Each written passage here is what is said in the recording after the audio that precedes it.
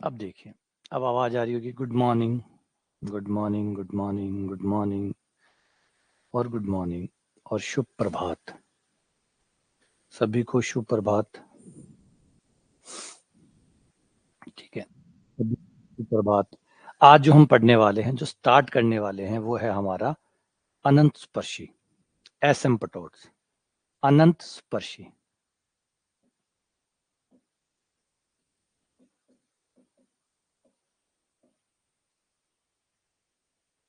अनंत स्पर्शी, एसिम्पटोट्स। ठीक है, छोटा सा टॉपिक है। नॉर्मली पेपर के अगर दृष्टिकोण से देखें तो एक सवाल जो है वो पेपर में बनता है। नॉर्मली एक बनता है, कई बार ज़्यादा खुश हो तो दो भी बना देता है, लेकिन नॉर्मली एक सवाल इस टॉपिक से आता है। छोटा टॉपिक है, ज़्यादा बड़ा टॉपिक है नहीं, एक सवाल जितना टॉपिक है ना। तो इसमें आपको पढ़ना है कि किसी दिए गए वक्र की अनंत स्पर्शियां कैसे ज्ञात करते हैं। कोई वक्र आपको दिया गया होगा, समीकरण आपको दिया गया होगा, उसकी आपको अनंत स्पर्शियां ज्ञात करनी है। तो जो इस टॉपिक में हम पढ़ेंगे, पहले तो ये पढ़ेंगे कि अनंत स्पर्शियां होती क्या है, अनंत स्पर्शियां क्या होती है, फिर उन्हें निकाला कैसे जाता है और निकालने की कौन कौन सी विधियां हैं, कौन कौन से तरीके हैं और वो कैसे कैसे काम करते हैं, और कुछ उससे जुड़ी हुई कुछ बारीक बारीक बातें जो पेपर में थ्योरी के रूप में पूछी जा सकती है, वो चीजें कवर करेंगे। तो टॉपिक ज्यादा बड़ा नहीं है, छोटा ही टॉपिक है, जल्द ही कवर हो जाएगा। ठीक है, तो चलो शुरू करते हैं। Touch the infinity.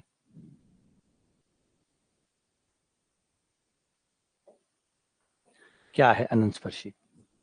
अनंत स्पर्शी होती क्या है? ठीक है,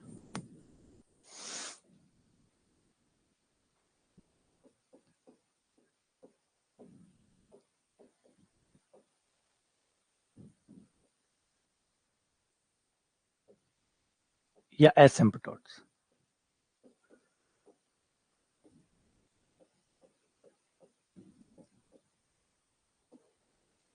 कोई भी वक्र आपको दिया हुआ है, कोई समीकरण आपको दिया हुआ है, कोई वक्र का समीकरण आपके पास है, तो कई वक्र में ऐसा होता है, कई वक्र में, सभी वक्रों में नहीं होता, कई वक्रों में ऐसे होता है कि उनकी शाखाएं होती है जो अनंत तक जाती है। कई वक्र ऐसे होते हैं जिनमें शाखाएं होती है और वो शाखाएं अनंत तक जाती है। शाखाओं का मतलब है जैसे पेड़ है, पेड़ के अंदर जो शाखाएं होती है, जो ब्रांचेज होती है, वो बाहर निकलती है। अगर आप पेड़ को देखें, पेड़ के शेप को देखें, तो पेड़ का शेप धीरे धीरे नीचे से शुरू करें अगर हम, तो कुछ टाइम बाद में शाखाएं निकलनी शुरू हो जाती है ना। तो ये जो शाखाएं होती है, नॉर्मली पेड़ की शाखाएं तो कहीं ना कहीं खत्म होती है, लेकिन कई वक्र जो हमारे हैं, कई ग्राफ हमारे ऐसे हैं जिनकी शाखाएं अनंत तक जाती है। एक शाखा, दो शाखा, तीन शाखा, चार शाखा, 10 शाखाएं, शाखाएं निकलती है और वो अनंत तक जाती है। तो जब शाखाएं अनंत तक जाती है, उन वक्रों में एक खास चीज पाई जाती है, वह वक्र जिनके पास अनंत शाखाएं होती है। ये अनंत शाखाएं का मतलब ये नहीं कि शाखाओं की संख्या अनंत है, नहीं। अनंत शाखा का मतलब है एक ब्रांच है, उसमें से निकला हुआ एक टुकड़ा है जो अनंत तक जा रहा है। अनंत शाखा का मतलब है उसमें से एक हाथ, जैसे ऑक्टोपस होता है ना, ऑक्टोपस के जैसे आप इसे हाथ बोलो या पैर बोलो, तो जो ऑक्टोपस का हाथ होता है या पैर होता है, वो अगर एक पैर या एक हाथ या दो पैर या दो या तीन या चार अनंत तक चले जाएं, तो हम इसे कहते हैं कि ऑक्टोपस का एक हाथ या दो हाथ या तीन हाथ अनंत शाखा है। ये अनंत शाखा मतलब अनंत तक जाया जा रहा है। तो ऐसे ही कई वक्र ऐसे होते हैं जिनकी शाखाएं ऐसी होती है जो अनंत तक चलती रहती है, और जब वो अनंत तक चलती रहती है तो एक खास चीज जो है वो देखने को मिलती है, जिसका नाम आता है अनंत स्पर्शी। क्या है? एग्जाम्पल के लिए इस वक्र को देखो, x cube plus y cube बराबर 3 XY। X cube plus y cube बराबर 3 XY, ये जस्ट आपको ऑक्टोपस जैसा ही नजर आएगा। दो टोंगा, मतलब ये जो है इसको वैसे फोलियम कहते हैं, फोलियम,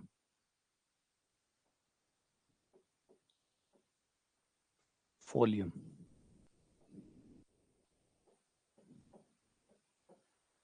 रेने देस्कारते ने सबसे पहले इसको खोजा था, और रेने देस्कारते के नाम पे इसको डेस्कारते फोलियम भी कहते हैं। वैसे फोलियम की जो खोज है वो रेने देस्कारते ने की थी, तो रेने देस्कारते के नाम पे इसको रखा जाता है। तो x cube plus y cube बराबर 3 XY, इसको अगर आप डायग्राम में बनाए, चित्र में बनाए, तो आप देखेंगे कि इसमें दो टांगे निकल रही है, ऑक्टोपस जैसा है, इसकी दो टांगे निकल रही है जो अनंत तक जा रही है। जो अनंत तक जा रही है। अगर चित्र बनाओ तो चित्र कुछ ऐसा होगा।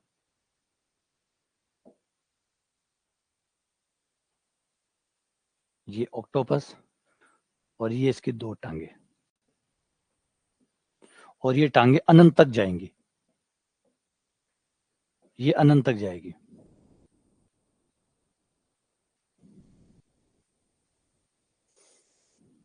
ये देखो, देख रहे हैं? इसकी ये टांगे हैं, खुली हुई टांगे हैं।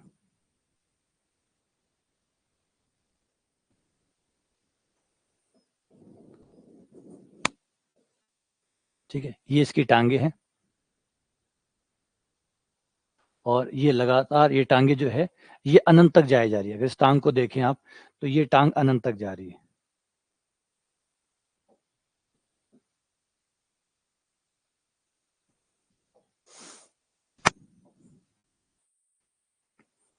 देखो ये टांग जो है,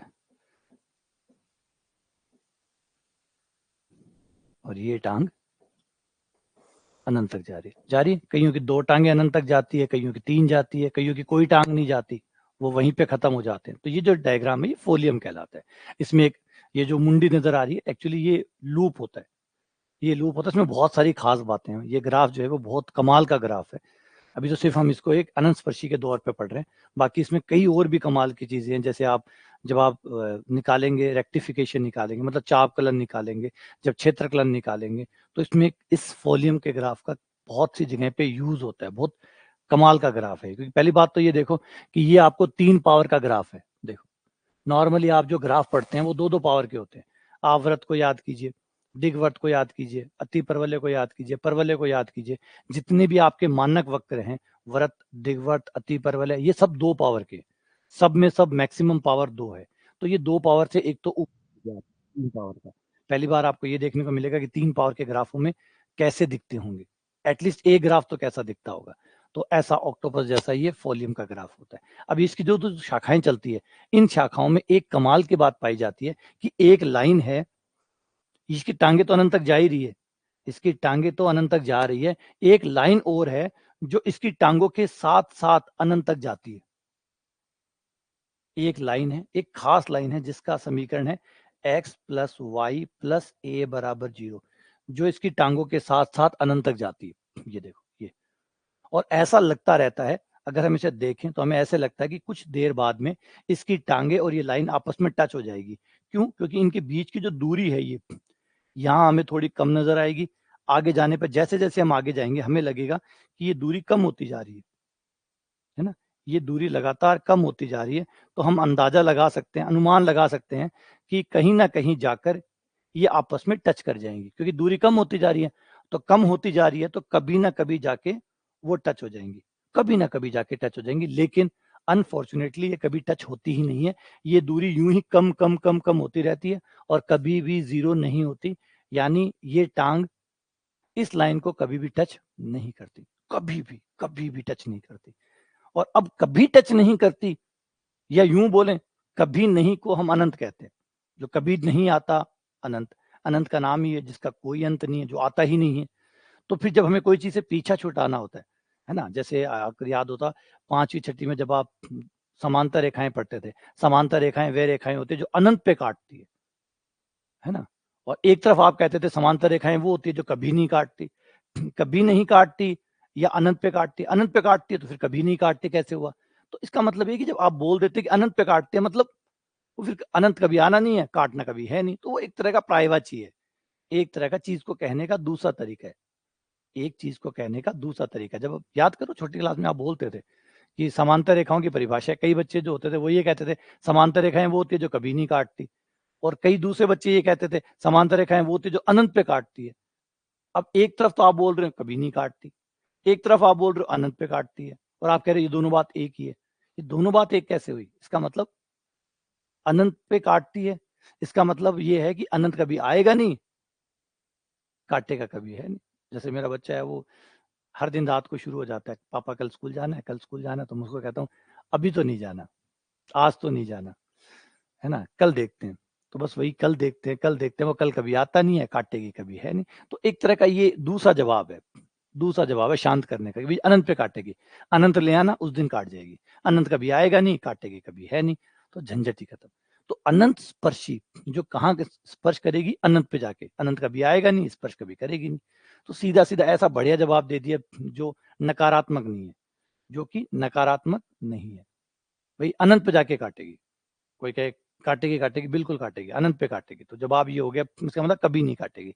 तो ये जो गैप है ये हमेशा मेंटेन रहेगा, मतलब ये जो गैप है कम होता जाएगा, निश्चित तौर पे लगातार कम होगा, लेकिन कभी भी किसी भी क्षण पर ये एक दूसरे को टच नहीं करेंगे। इसीलिए तो नाम पड़ गया ना, देखो नाम सोच समझ के ही डाला गया है, ये कोई नॉर्मल स्पर्शी नहीं है, ये वो स्पर्शी है जो अनंत पे जाके टच करते हैं, इसीलिए इसका नाम पड़ गया अनंत स्पर्शी। Good morning good morning good morning good morning, इसीलिए इसका नाम पड़ गया अनंत स्पर्शी। समझ गया? तो हमें ये पढ़ना है, हमें ये पढ़ना है कि कोई ग्राफ है, उसकी कोई शाखा है, वो अनंत तक जाती है, तो उसकी जो अनंत स्पर्शी है वो ज्ञात करनी है, उसका समीकरण ज्ञात करना है। ये हमें दिया हुआ होगा, ये हमें दिया होगा, वक्र का समीकरण दिया है, और ये जो आया है अनंत स्पर्शी इसकी, वो हमें निकालनी होगी।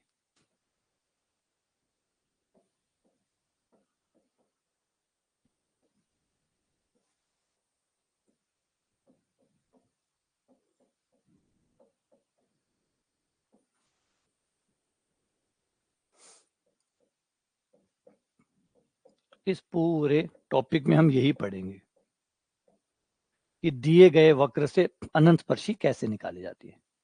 दिए गए वक्र से, वक्र आपको दिया गया हो तो वक्र से आप अनंत स्पर्शी कैसे ज्ञात करेंगे। कुछ इंपॉर्टेंट बात, कुछ महत्वपूर्ण नोट्स। नंबर 1, अनंत स्पर्शी एक रेखा का नाम है। नंबर 1, अनंत स्पर्शी एक रेखा का नाम है।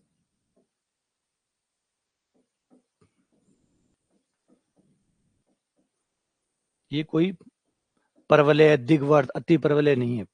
अनंत स्पर्शी जब भी आप बोलो अनंत स्पर्शी, तो इसका मतलब है वो एक रेखा है, रेखा का नाम अनंत स्पर्शी है, एक खास रेखा का नाम अनंत स्पर्शी है, एक खास रेखा का नाम अनंत स्पर्शी है। एक ऐसी रेखा जो किसी वक्र जिसकी शाखाएं अनंत तक जाती हो, उसके साथ साथ अनंत तक साथ साथ चल रही हो, और कभी भी उसको टच ना करे, कभी भी उसको टच ना करे। हर बार उसकी अनंत शाखा से उसकी जो दूरी है वो कम कम कम और कम होती जाए, लेकिन कभी भी वो उसको टच ना करे, इसे कहते हैं अनंत स्पर्शी।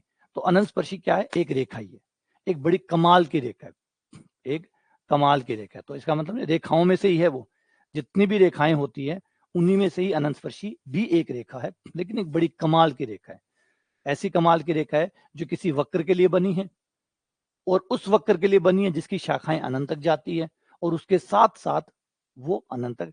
इस वक्र के लिए ये है क्योंकि इस वक्र के पास शाखाएं। अब किसी वक्र के पास अनंत शाखाएं ना हो तो काहे की अनंत स्पर्शी? अनंत स्पर्शी आएगी कैसे? अनंत स्पर्शी तभी तो आएगी ना जब शाखाएं अनंत तक जाती हो। अगर कोई वक्र ऐसा है जिसकी शाखा अनंत तक जाती ही ना हो तो अनंत स्पर्शी बनने का सवाल ही नहीं बनता। तो हर वक्र की अनंत स्पर्शी होगी आवश्यक नहीं है। दूसरी बात, प्रत्येक वक्र की अनंत स्पर्शी होना आवश्यक नहीं है। प्रत्येक वक्र की अनंत स्पर्शी होना आवश्यक नहीं है।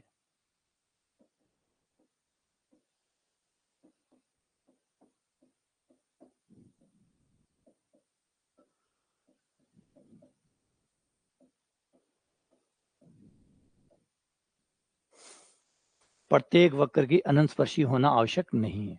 किसी वक्र की होगी, किसी की नहीं होगी, कईयों की तीन तीन चार चार भी हो सकती है। कई वक्र की तीन तीन चार चार अनंत स्पर्शियां भी हो सकते हैं। कई कमाल के वक्र होंगे जिनमें शाखाएं शाखाएं होंगी, बहुत सारी टांगे होंगी जो अनंत तक जा रही होंगी, तो उसकी कई अनंत स्पर्शियां आएंगी, कई कई कई अनंत स्पर्शियां आएंगी। तो किसी वक्र में एक भी नहीं है, किसी में एक है, किसी में दो है, किसी में तीन है। तो हमें वो जितनी भी है उस वक्र में वो सब की सब निकाल के दिखानी है कि कितनी अनंत स्पर्शियां इसमें है और कौन कौन सी है। ठीक है, तो यही हमारा इस टॉपिक का पूरा आइडिया रहेगा। क्लियर है? ठीक है, तो ये जो बात मैंने कही है इस बात का मायना भी समझना कि अनंत स्पर्शी एक रेखा का समीकरण होता है, यानी जब भी अनंत स्पर्शी का समीकरण आएगा, जब भी आएगा, वो इस रूप में आएगा, ax प्लस by प्लस सी, रेखा है ना, तो समीकरण भी तो रेखा का आएगा, है ना।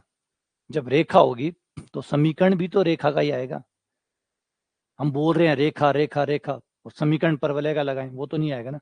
तो जब रेखा बोल रहे हैं तो समीकरण भी रेखा का होगा। तो अनंत स्पर्शी का जब भी समीकरण होगा वो ax plus B Y plus C बराबर 0 इस टाइप का होगा, हमेशा ऐसा ही होगा। ठीक है, चलो आगे बढ़ते हैं अगले हिस्से की तरफ, अनंत स्पर्शियां ज्ञात करना। पहले तो अनंत स्पर्शियों के प्रकार की बात कर लेते हैं।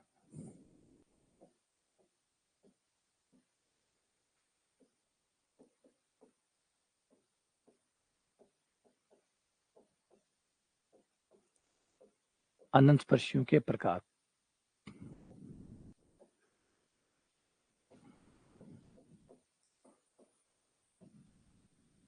Types of एसिम्पटोट।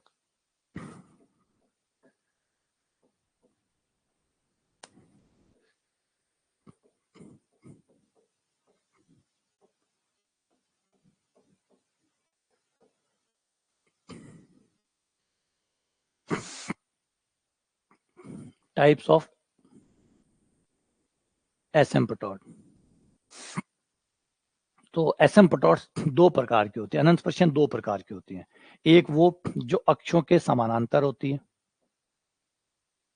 चाहे वो एक्स एक्स हो चाहे वाई एक्स हो, अक्षों के समांतर होती है।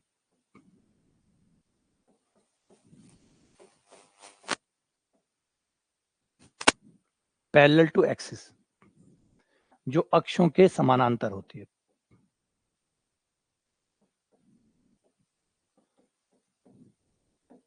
चाहे एक्स एक्स के हो और चाहे वाई एक्स के हो।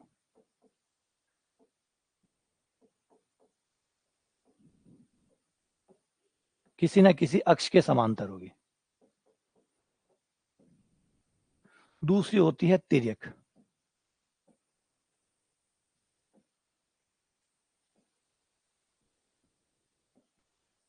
तिर्यक अनंत स्पर्शी ये होती है वो जो तिरछी जाती है, टेढ़ी जाती है।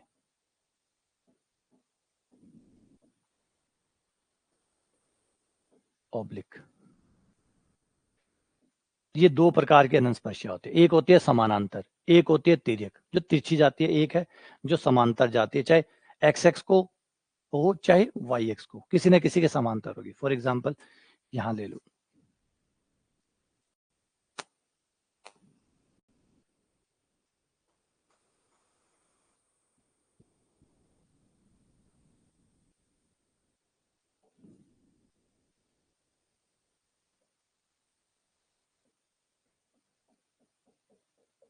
इस ग्राफ को देखो, इस ग्राफ को देखो, इस ग्राफ की जो अनंत स्पर्शी होगी वो ऐसी होगी। ये एक्स एक्स के समांतर है, एक्स एक्स के समानांतर है। तो कई अनंत स्पर्शी ऐसी हो सकती है जो एक्स एक्स के समांतर हो, कई अनंत स्पर्शी ऐसी हो सकती है जो वाई एक्स के समानांतर हो।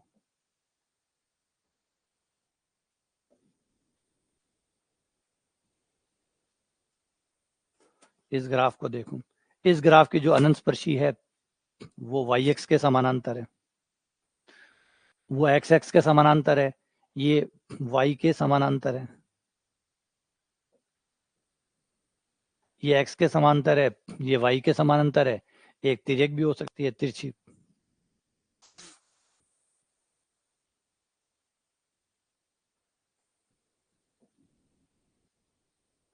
एक ये जो थी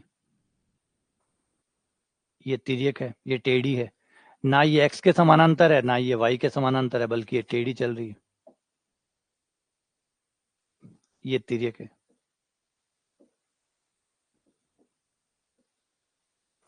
तिर्यक अनंत स्पर्शियां, तो तीन प्रकार की अनंत स्पर्शियां हो सकती है। वैसे अक्षों के समांतर को एक बोल दो और तिर्यक को दो बोल दो।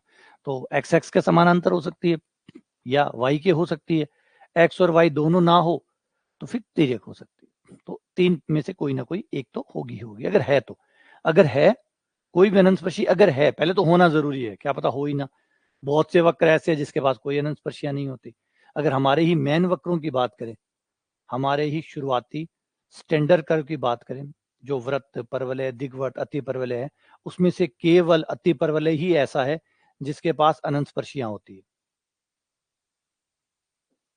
अगर हम हमारे स्टैंडर्ड कर्व को लें,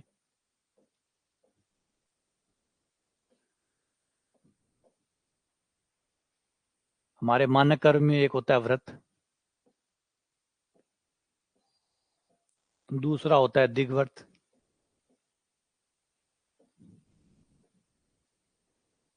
तीसरा परवलय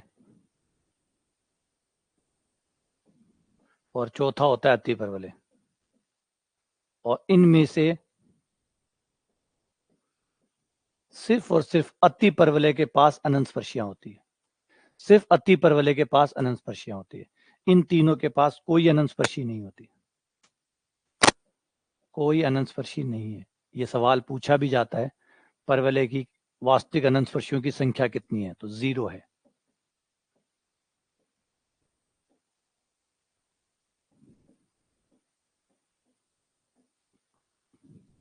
कोई अनंत स्पर्शी नहीं है ना, तकदीर तकदीर की बात है।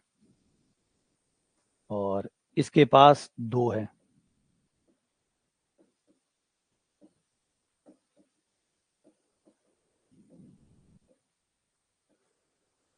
इसके पास 2 अनंत स्पर्शी हैं और इनके पास 0 है।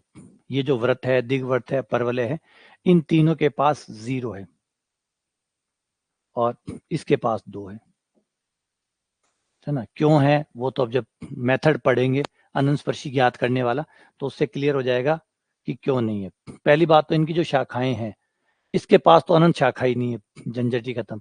इसके पास भी अनंत शाखा नहीं है, क्योंकि जो व्रत होता है उसके पास तो शाखाएं होती ही नहीं है, तो बंद होता है। व्रत जो है वो तो बंद होता है, कोई अनंत शाखा नहीं है। दिग्वर्त की बात करें तो यही कहानी दिग्वर्त के साथ भी है, ये भी बंद है, ये भी बंद है, शाखाएं है ही नहीं इसके पास। हाँ, परवलय पे आप सवाल उठा सकते हैं कि परवलय के पास तो है, परवलय के पास है, लेकिन इसकी शाखाएं जो है वो दो तरफ नहीं जा रही है, दो तरफ नहीं जा रही है। ये देखो, सिर्फ एक तरफ जा रही है शाखा और दूसरी शाखा कहीं और जा रही है। अगर अनंत स्पर्शी होती तो अनंत स्पर्शी में एक खास चीज और एक पैटर्न देखा जाता है कि अनंत स्पर्शी 2 टांगों के साथ चलती है, एक टांग के साथ इधर अनंत, एक टांग के साथ इधर अनंत। यानी इसे 2 टांगे चाहिए और 2 अपोजिट डायरेक्शन में टांगे चाहिए, जिसके साथ साथ ये अनंत तक जा सके, अनंत से आ भी सके और अनंत जा भी सके, या यूं मानो कि दोनों तरफ अनंत पे जा सके। तो ये आपको अति परवलय जो है, दिग्वर्त जो है, सॉरी, परवलय में आपको ये नहीं मिलता।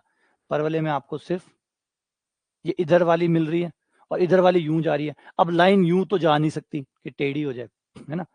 लाइन ऐसे तो हो नहीं सकती कि इस रेखा के साथ अनंत तक चली जाए और फिर ऐसे टेढ़ी हो जाए, तो इस वजह से इसकी नहीं होती। वैसे हम फॉर्मूले द्वारा भी देखेंगे, फॉर्मूले भी हमें सजेस्ट करेंगे कि ऐसा क्यों नहीं होता, क्यों एक परवलय की अनंत स्पर्शी नहीं होती।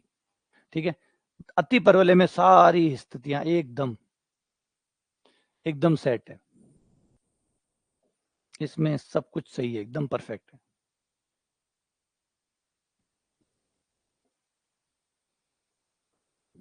ये रही 2 अनंत स्पर्शियां, ऐसे।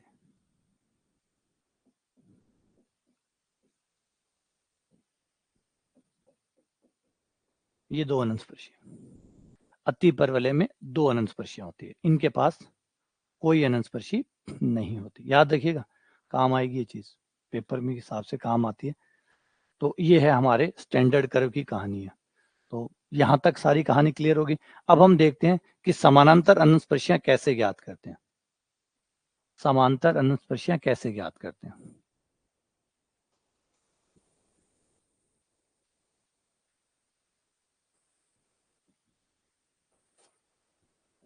वक्र की समानांतर अनंत स्पर्शियां ज्ञात करना।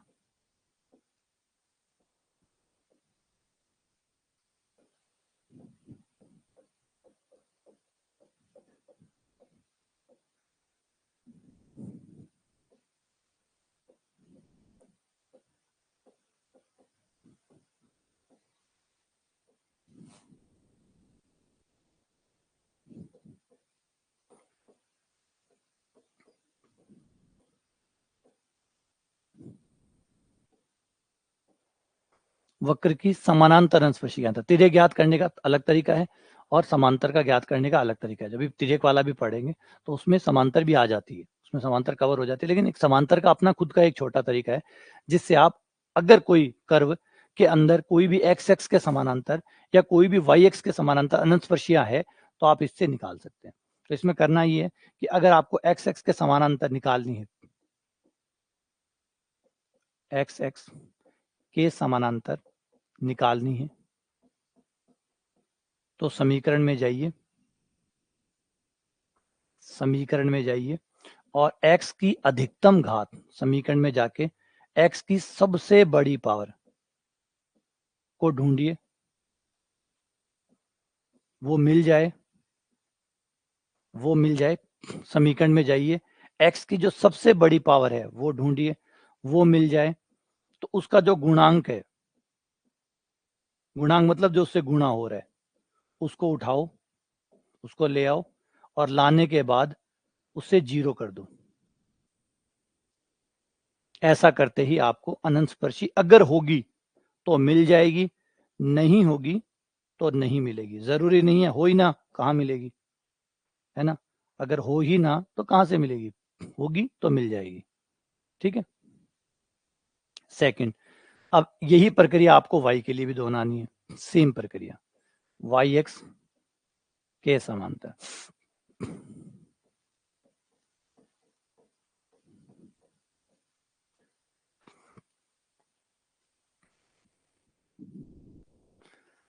अच्छा, वो कह रहा है आज एक महीना हो गया हमें। अच्छा, एक महीना हो गया, यानी जब हमने जब कोर्स स्टार्ट किया था, जब मतलब ये जो नया बैच स्टार्ट किया है इसको एक महीना हो गया।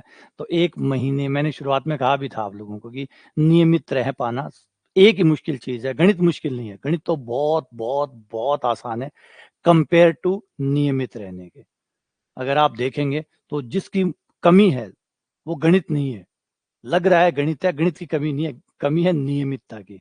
हम नियमित नहीं है। और अगर कोई नियमित रह के देखो, कोई नियमित रह के देखो, दुनिया की कोई चीज भी असंभव नहीं है, सबको पता है। जादू है नियमितता में।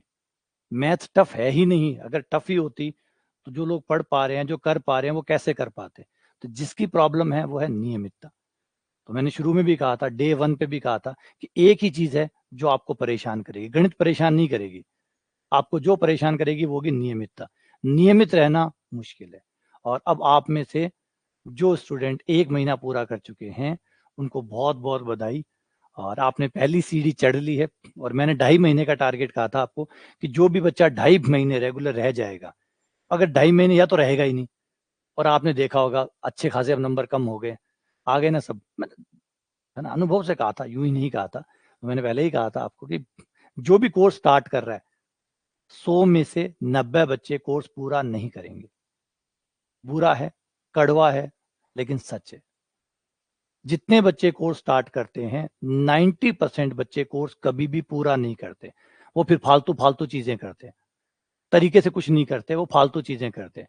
पहले बीच में आएंगे, 10 दिन पढ़ेंगे, बोर होने लग जाएंगे, उन्हें बोरियत खाने लग जाएगी, उन्हें दिमाग खराब होने लग जाएगा, उन्हें लग जाएगा ये तो सब बकवास है, ये सब बेकार है, ऐसे कोई सिलेक्शन आता है क्या, प्लान। क्योंकि एक्चुअली उनसे मेहनत नहीं हो रही है, एक्चुअली उनसे मेहनत नहीं हो रही है। ये बात सीधे तौर पे अपनाने के बजाय वो लोग कुछ भी तरीके का इधर उधर का कुछ भी लाएंगे, कुछ भी लाएंगे, बकवास करेंगे, ये वो कर कुरा के अपने आप से पीछा छुटाएंगे कि कैसे ना कैसे पीछा छूट जाए, फिर वो छोड़ देंगे। फिर वो कभी कुछ पढ़ लेंगे, कभी कुछ खोल लेंगे, कभी कोई सवाल निकालने लग जाएंगे, कभी प्रोबेबिलिटी खोल के बैठ जाएंगे। मैं समुच्चय पढ़ा रहा हूँ, वो प्रायिकता पढ़ रहे होंगे, जब मैं प्रायिकता पढ़ाऊंगा तब वो समुच्चय पढ़ेंगे। मतलब कुछ भी करेंगे। फिर वो पैसे दिए, कुछ तो करना ही पड़ेगा ना, पैसे दिए, खर्च किए, कोर्स का कुछ तो करोगे ही, तो इसका कुछ तो फोड़ोगे, तो उल्टा सुल्टा कुछ भी तो करोगे ही। वो उल्टा, फिर वो और कुछ हाथ नहीं लगा तो पीडीएफ इकट्ठी करेगा, खूब सारी पीडीएफ लेगा, प्रिंट आउट करवाएगा, उनकी अलग से उनको स्टेपल करके रखेगा, सुंदर सुंदर जमा के रखेगा, नाम लिख के रखेगा, फिर वो और कुछ करेगा। समझो बात को, ये जो कर रहा है ना, वो जो दीवार को नोच रहा है, वो दीवार पे जो नाखून मार रहा है ना, वो यूं ही नहीं मार रहा, वो भड़स है। अब वो जो भड़ास है वो है कि पढ़ तो पाया नहीं, नियमितता रख नहीं पाया, क्योंकि मैंने पहले ही कहा था आप नियमितता रख लोगे सब कुछ हो जाएगा, आप बाकी सब चीजें भूल जाओ। गणित को भूल जाओ कि गणित टफ है, ये है वो है, सब भूल जाओ, अपने डाउट्स और सारे भूल जाओ। आप तो सिर्फ एक चीज साबित करो कि आप नियमित है। आप डेली आएंगे, समझ में मत आए, आप नियमित आएंगे, और नहीं नियमित आएंगे तो सब आएगा भी, ये भी आप जानते हैं। इस बात को भी आप लोग अच्छे से जानते हैं कि अगर आप नियमित रहेंगे तो सब कुछ होगा। कमाल है नियमितता, जादू है नियमितता। अगर कोई चीज दुनिया में कमाल की है तो वो नियमितता है। सब जानते हैं, दवाई होती है नियमित लेनी होती है, एक्सरसाइज करनी होती है नियमित करनी होती है, हेल्दी खाना खाना है नियमित खाना है। तो जीवन में सिखाया क्या जाता है? नियमितता। वो चीज अगर किसी के पास है तो वो फिर अद्भुत है, उसका कोई कंपैरिजन कहीं बना ही नहीं है ना। तो वो चीज थी। अब 1 महीना हो गया है, आप लोग आराम से देख भाई क्या हो गया होगा। और अभी भी 1 महीना हुआ है, अभी तो 1.5 महीना और बाकी है। अगले 2.5 महीने में सब बिछड़े सभी बारी बारी, तो ऐसे कर करके धीरे धीरे बिछड़ने लगेंगे। और जो सही है, जो सही में सिलेक्शन के लायक हैं, वो मेरे पास बच जाएंगे, बाकी सब कुछ ना कुछ निकाल ही लेंगे, है ना। बाकी इधर उधर निकल लेंगे, कोई इधर निकल लेगा, कोई अपने लिए कुछ ना कुछ ढूंढ लेगा, कोई ना कोई बहाना, कोई ना कोई कारण, कुछ ऐसा जिससे उसको पढ़ना ना पड़े। कुछ तो कर ही लेगा, या तो पढ़ाई करेगा या तो कोई 2.5 महीने डेली टिक जाएगा। और नहीं टिकेगा तो कुछ ना कुछ ढूंढेगा तो सही बेचारा, अपने आप को ब्लेम थोड़ी होने देगा, अपनी बेइज्जती थोड़ी होने देगा। तो कुछ तो ऐसा ढूंढेगा ही, कुछ क्रिएटिव करेगा ही, जिससे उस पर ब्लेम ना आए, उस पर कोई आरोप ना लगे कि इसने पढ़ाई नहीं की, है ना। तो बस वही चीज है, तो यही होने वाला है। तो आप जिन लोगों ने 1 महीना पूरा कर लिया है, उनको मेरी तरफ से ढेरों शुभकामनाएं।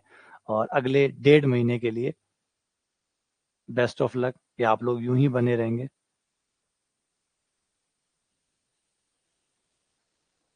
नहीं, बात वो, मैं हमेशा ही कहता हूँ, मैं सब चीजों को सेकेंडरी मानता हूँ, हर चीज सेकेंडरी है मेरे लिए। ये सब चीजें छोड़ो, क्योंकि मैं खुद नियमितता पे फोकस करता हूँ। मेरा काम यही है, आपने अभी 1 महीना देखा होगा, मेरा जो ट्रैक रहता है वो सिर्फ नियमितता रहती है, कि कुछ भी हो कैसा भी हो, हमें क्लास लेनी है, हमें पढ़ना है। आज यूट्यूब पे भी आप देखो, यूट्यूब पे भी मैं लगातार हूँ, यूट्यूब पे भी अगर आया हूँ तो कंटिन्यू रहने की ही कोशिश करता हूँ, कुछ भी हो, क्योंकि मुझे एक ही चीज पता है, जो नियमितता है, अगर वो मैंने बना ली, तो सब चीज अपने आप ट्रैक पे आ जाएगी, सब चीजें अपने आप ठीक हो जाएगी। अगर वो नहीं बना पाया तो ना मैं बच्चों का भला कर सकता हूँ, ना मैं मेरा भला कर सकता हूँ। तो ये दोनों ही चीजें हैं जो नियमितता के साथ अपने आप आ जाती है, और वो चीज कोशिश करता हूँ, और वही चीज बच्चे नहीं कर पाते। बच्चों को ये लगता है कि कोई अच्छा पढ़ा देगा तो हमारा सिलेक्शन हो जाएगा। जवाब है नहीं। नहीं, अच्छा पढ़ाएगा वही है। आपने किसी डॉक्टर, बहुत अच्छे डॉक्टर से दवाई लिखवा ली, आपने नियमित दवाई ली ही नहीं, अगर आप रेगुलर दवाई नहीं लेते हैं तो वो काम करेगी? ऑब्वियसली बात है, नहीं काम करेगी। कैसे काम कर सकती है? उसके अंदर जो था वो नियमितता थी। दवाई के अंदर जो जादू है वो नियमितता का है, वो लोगे तो वो काम करेगी। तो वही कारण रह जाता है, नहीं हो पाता। क्योंकि डेली सुबह उठना, क्लास लेना, फिर दोपहर में फिर क्लास लेना, फिर शाम को फिर क्लास लेना, रात को फिर क्लास लेना, ऑब्वियसली बात है ये बोरिंग है। इतने बोरिंग चीजों के साथ कैसे आप अपने आप को मेंटेन करते हैं, यही तो तय करेगा कि आखिर में शिखर तक कौन पहुंचेगा। वरना अगर ये आराम आराम से हो रहा होता, है ना, पार्टी करते हुए हो रहा होता, है ना, म्यूजिक सुनते हुए, डांस करते हुए हो रहा होता, आप कहीं भी घूमो, कहीं फिरो, पढ़ाई अपने आप हो रही है, ऐसे अगर हो रहा होता तो हर कोई कर लेता। कुछ तो मुश्किल है ही, कुछ तो ऐसा है जो हर कोई नहीं कर पाता। क्यों मैं कहता हूँ कि 90% आउट हो जाएंगे? उसका बड़ा कारण यही रहता है कि नियमितता बोरिंग है, नियमितता बोरिंग है। और उस बोरियत को बहुत कम लोग ही बर्दाश्त कर पाएंगे लंबे समय तक। और जो करेगा वो फिर तो मैंने कहा है, वो निराला है ही, वो अलग है ही। उसके लिए तो फिर सफलता ही सफलता है, उसे कौन रोक सकता है। तो आगे आ जाओ। वाई एक्स के समांतर में भी यही करना है, वाई की अधिकतम घात। तो मेरी तरफ से इस बात को, जो भी नए स्टूडेंट है, वो मेरी तरफ से सिर्फ इस बात को चुनौती मानिएगा कि आप नियमित रहें, बाकी सब चीजें भूल जाइए, सिर्फ नियमित रह के दिखाइए बस। दुनिया में जो कमी है वो नियमितता की है। फिर आपको y की जो अधिकतम घात है उसका गुणांक 0 कर दीजिए।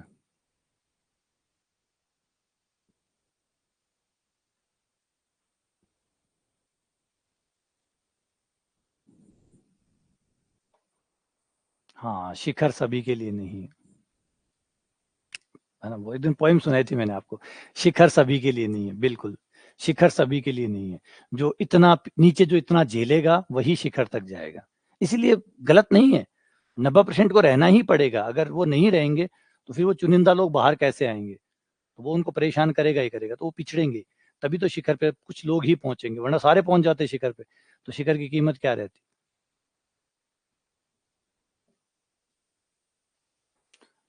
तो आ जाओ एक क्वेश्चन ट्राई करते हैं,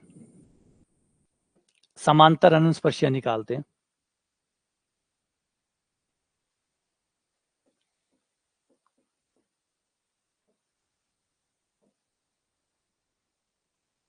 एग्जाम्पल,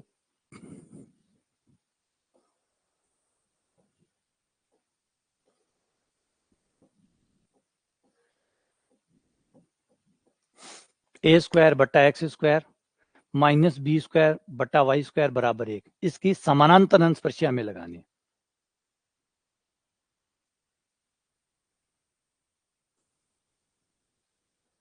ए स्क्वायर बट्टा x square minus B square बट्टा वाई स्क्वायर बराबर 1 की जो समानांतर अनंत स्पर्शी है वो निकालनी है। तो पहले एक बार समीकरण को लघुत्तम लेके सॉल्व कर लेते हैं, फिर अपना जो तरीका अभी बोला है वो यूज करेंगे।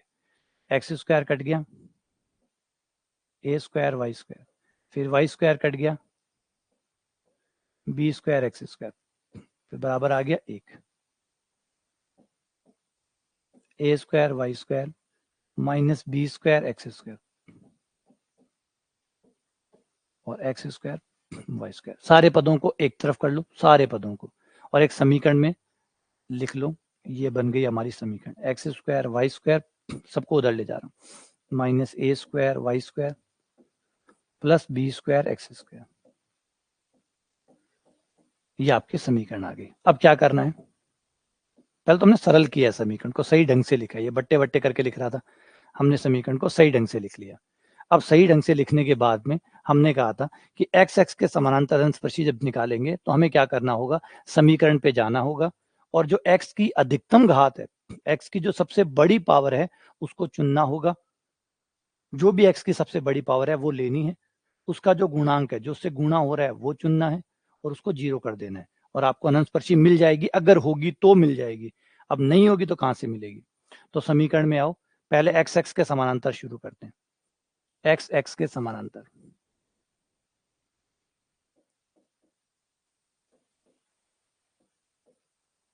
एक्स एक्स के समांतर।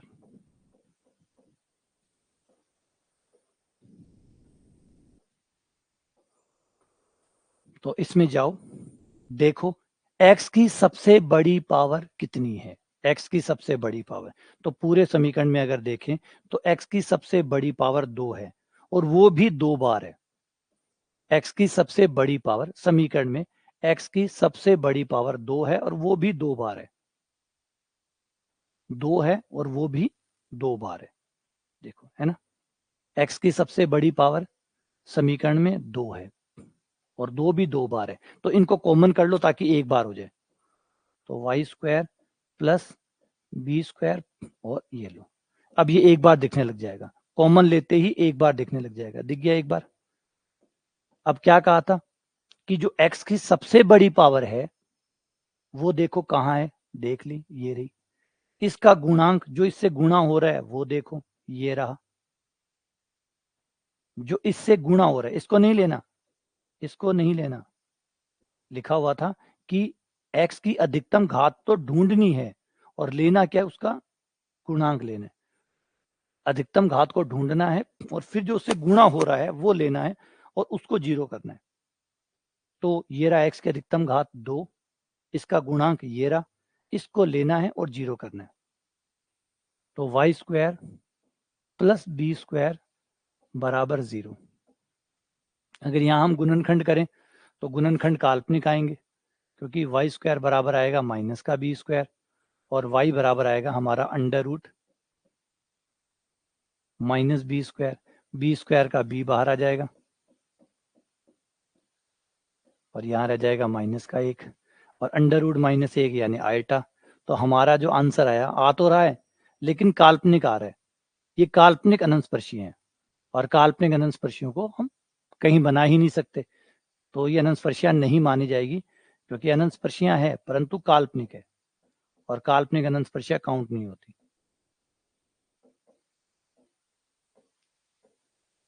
इसलिए मान्य नहीं है। तो कहने का मतलब इस वक्र में x x के समानांतर कोई अनंतस्पर्शी नहीं है। इस वक्र में x x के समानांतर कोई अनंतस्पर्शी नहीं है। चलो आगे बढ़ते हैं, अगले पे आते हैं, y x के समांतर। यही प्रक्रिया y x के लिए दोहराओ।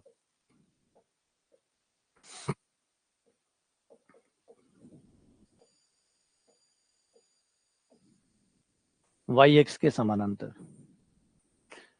सेम क्वेश्चन में जाओ, सेम समीकरण में जाओ। y की सबसे बड़ी पावर जो है, y की सबसे बड़ी पावर जो है वो लो। y की सबसे बड़ी पावर है इसमें 2, वो यहां पे भी है और वो यहां पे भी है। तो एक ही बड़ी पावर आपको कई बार मिले तो कॉमन ले लेना ताकि एक साथ दिखने लग जाए। कॉमन ले लेना ताकि एक साथ दिखने लग जाए। तो एक्स स्क्वायर माइनस ए स्क्वायर और ये होगी y square plus B square x square. हो गया। एक्स की वाई की अधिकतम घात 2, उसका गुणांक वो लेना है हमें। तो अधिकतम घात 2 और उसका गुणांक है एक्स स्क्वायर माइनस ए स्क्वायर। तो ये गुणांक हो गया, ये ले लिया, बराबर 0। एक्स स्क्वायर बराबर ए स्क्वायर और एक्स बराबर प्लस माइनस ए। एक्स बराबर प्लस माइनस ए, ये इसकी दो अनंतस्पर्शी है। एक्स बराबर प्लस माइनस ए। आ गया समझ में। वाई एक्स के एक्स एक्स के समानांतर कोई भी नहीं है और वाई एक्स के समांतर 2 है, एक्स बराबर प्लस ए और माइनस ए। क्लियर है। तो इस तरीके से आप समानांतर अनंतस्पर्शिया जो है होगी तो निकलेगी, ऐसा नहीं कि निकल ही जाएगी, होगी तो निकलेगी ना, नहीं होगी तो कहां से निकलेगी। अगर कोई है ही नहीं तो कहां से निकलेगी। तो जैसे एक्स एक्स के समानांतर कोई नहीं थी, कोई नहीं थी तो नहीं निकली। वाई के समानांतर 2 थी तो 2 निकल गई, थी तो निकल गई ना, नहीं होगी तो नहीं निकलेगी। तो ये तरीका होगा समानांतर अनंतस्पर्शी ज्ञात करने का। आप समीकरण में जाएंगे, सबसे बड़ी x की बात करेंगे तब x की सबसे बड़ी घात का जो गुणांक है वो लोगे और y के टाइम में y की सबसे बड़ी पावर का गुणांक वो लोगे और दोनों को 0 के बराबर रख के गुणांकों को, और अनंतस्पर्शियां है तो मिल जाएगी, नहीं होगी तो नहीं मिलेगी। तो ये तरीका है अनंतस्पर्शी निकालने का, ठीक है, समांतर अनंतस्पर्शी निकालने का। चलो एक और ट्राई कर लेते हैं, एक क्वेश्चन और ट्राई कर लेते हैं। बाकी वहाँ पे लेक्चर पढ़े हैं, उन लेक्चर को, थ्योरी लेक्चर को ज़रूर देखिएगा। कोई चीज़ यहाँ से ना समझ में आए, कुछ चीज़ रह जाए तो वहाँ पे थ्योरी लेक्चर भी पढ़ा हुआ है, वहाँ पे अलग सवालों के साथ समझाया हुआ है, अलग तरीके से समझाया हुआ है, थोड़ा वहाँ पढ़ के देखिएगा। कई बार इस तरीके से नहीं समझ में आता लेकिन उस तरीके से आ जाता है, तो कोई बात नहीं, कुल मिला के समझना ही है। तो आप वो वाले लेक्चर भी जो थ्योरी लेक्चर पढ़े हुए हैं उनको भी देखिएगा, उससे भी आपको कुछ यहाँ कुछ रहा हुआ है तो वहाँ पे समझ में आ जाएगा, है ना। वहां से देखिएगा कुछ, यहाँ से देखिएगा, क्योंकि थ्योरी एक ऐसी चीज है जिसको एक बार में कवर नहीं किया जा सकता। थोड़ा थोड़ा इधर से, थोड़ा उधर से, थोड़ा यहाँ से समझ में आता है, थोड़ा वहां से समझ में आता है, थोड़ा दोबारा पढ़ने पे समझ में आता है। अब थ्योरी है ही ऐसी, क्या कर ले। अगला क्वेश्चन देखो, एक और,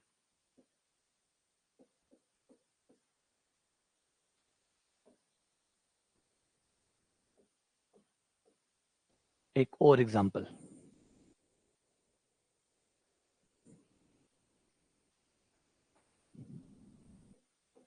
x minus 3, x minus 2, y square minus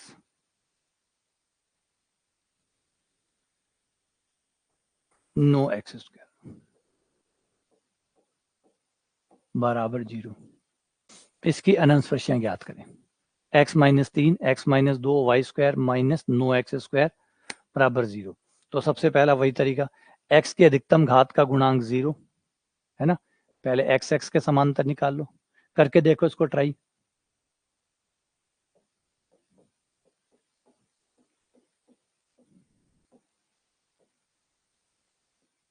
x x के समांतर और y x के समांतर।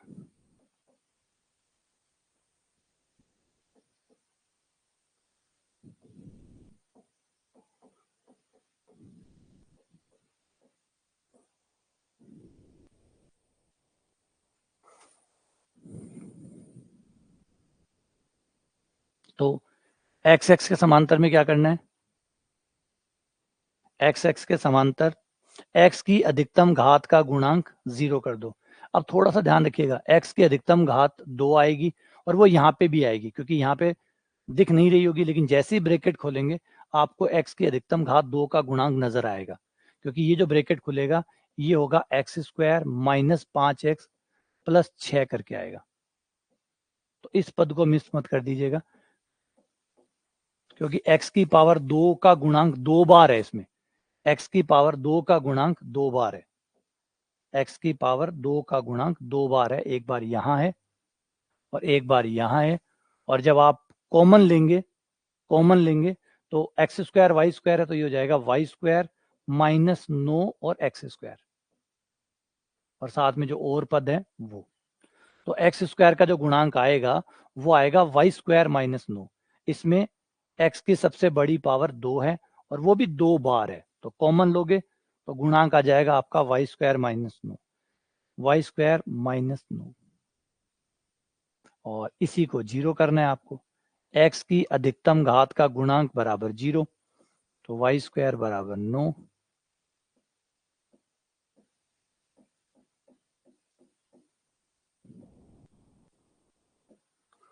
वाई का मान प्लस माइनस 3।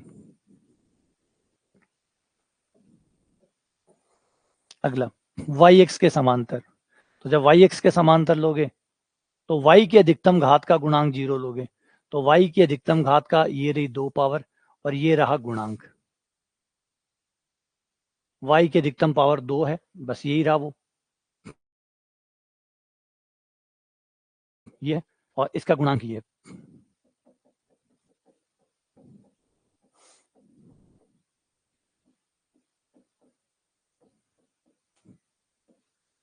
x माइनस 3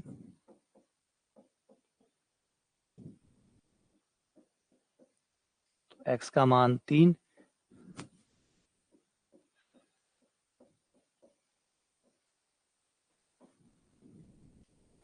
तो ये इसकी 3 अंशस्पर्शियां आ गई। क्लियर है?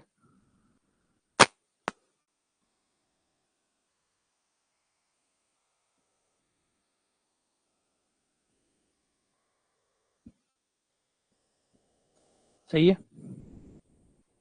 देखो कोई प्रॉब्लम है इसमें? इनमें समांतर अंशस्पर्शियों में कोई दिक्कत है? कोई ऐसी चीज है जो ना समझ में आई कि समांतर अंशस्पर्शियां कैसे ज्ञात करते हैं? ये 3 अंश, ये जो टोटल 4 है, ये 4 अनंतस्पर्शियां आएंगी इसकी। देखने में अजीब लग रहा है, 4 अनंतस्पर्शियां, हाँ 4 अनंतस्पर्शियां, इसका मतलब इसके 8 शाखाएं हैं, इसके पास 8 शाखाएं हैं जो अनंत तक जा रही है। ठीक है, चलो इसकी शक्ल देखते हैं कैसा होता है ये।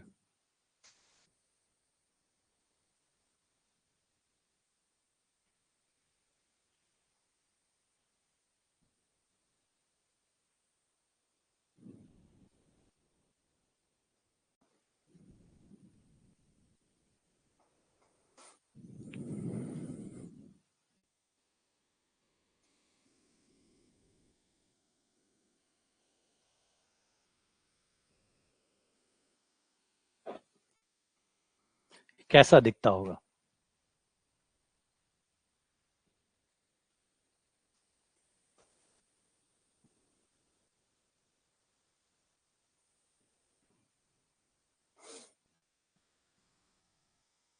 x minus 2, x minus 3, y square minus 9 x square,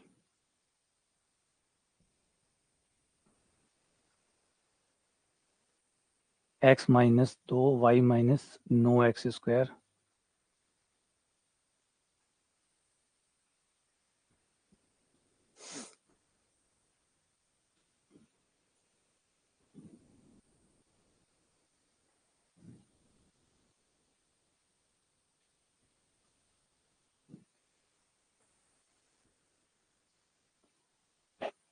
ये देखो ये फैला पड़ा है, दिख रहा है?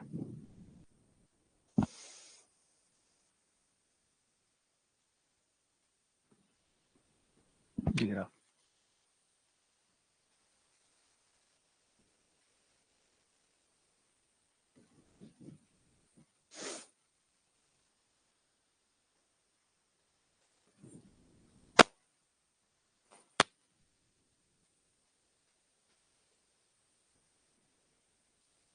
और इसकी जो अनंत स्पर्शियां हैं वो एक एक करके बनाते हैं।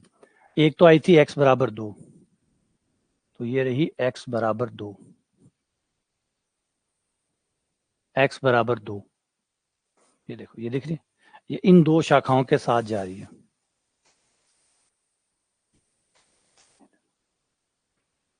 ये ब्लू वाली दिख रही है, ये x बराबर 2 है। एक आई थी x बराबर 3, ये रही x बराबर 3। ये इन दो के साथ जा रही है, इन दो के साथ, ठीक है ना।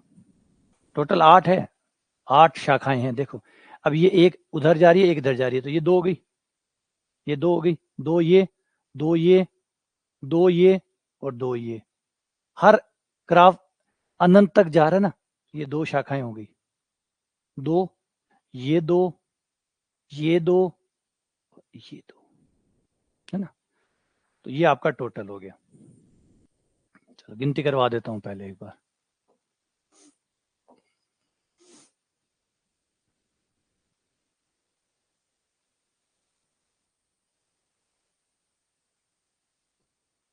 देखो गिनती करो, तो ये है 1,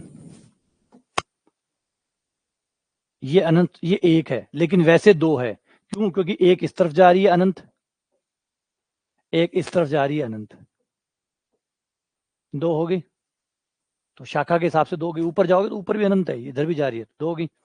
इसको देखो, ये सेकंड, इधर अनंत और इधर अनंत नीचे की तरफ, 2 ये होगी। ये देखो ये वाली, इसे 3 नंबर नाम दे दो, इधर और इधर। ये आपके 4 नंबर, ये इधर चली और ये इधर चली। टोटल कितनी होगी? टोटल 8 शाखाएं होगी। ये टोटल 8 हो गई। अब इस 8 की जो अनंत स्पर्शिया बन रही है वो,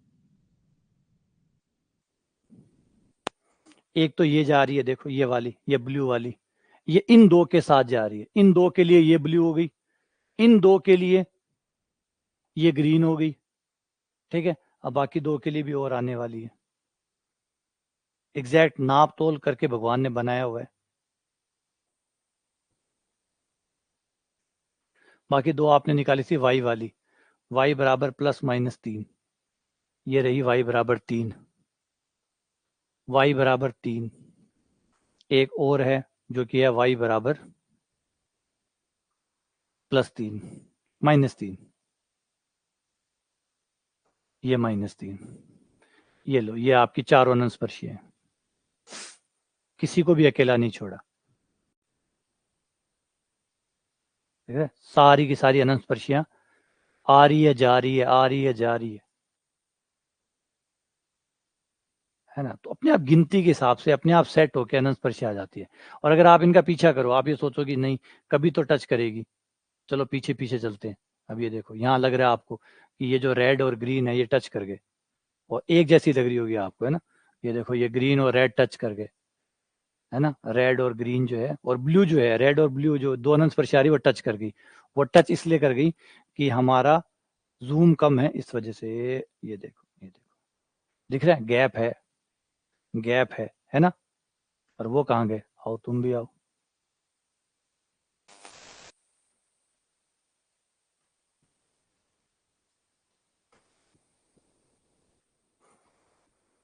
और किसी में और में गैप देखना है, क्योंकि नीचे जब हम जाते हैं तो हमें ऐसे लगता है कि हाँ ये, अब ये देखो, ये यहाँ लग रहा है जैसे चिपक गए हैं, यहाँ पे ऐसा लगता है ये रहे देखो, ये चिपक गए, लेकिन चिपकते नहीं है, क्योंकि एक्चुअली हमारी आंखों की जो नज़र है, जो सीमाएं हैं उसको पार कर गया। थोड़ा सा इसको जूम करोगे आपको ये गैप साफ दिख जाएगा कि इनके बीच में गैप है। ये देखो, ये रहा। और ये इसमें देख लो, ये चिपके हुए लग रहे हैं, देखो ये रहा गैप, इनमें गैप है। और ये गैप कभी खत्म नहीं होगा, गैप कम होता चला जाएगा लेकिन कभी खत्म नहीं होगा। इसके पीछे पीछे चलते हैं,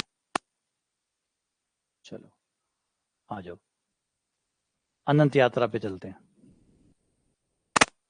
घर वालों को फोन कर देना कि अनंत पे जा रहे हैं। कहाँ गए?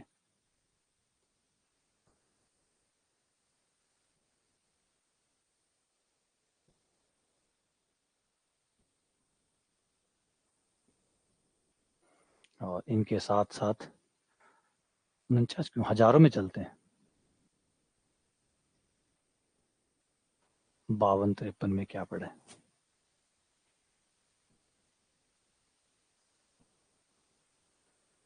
60, 100, 140, 200, 250।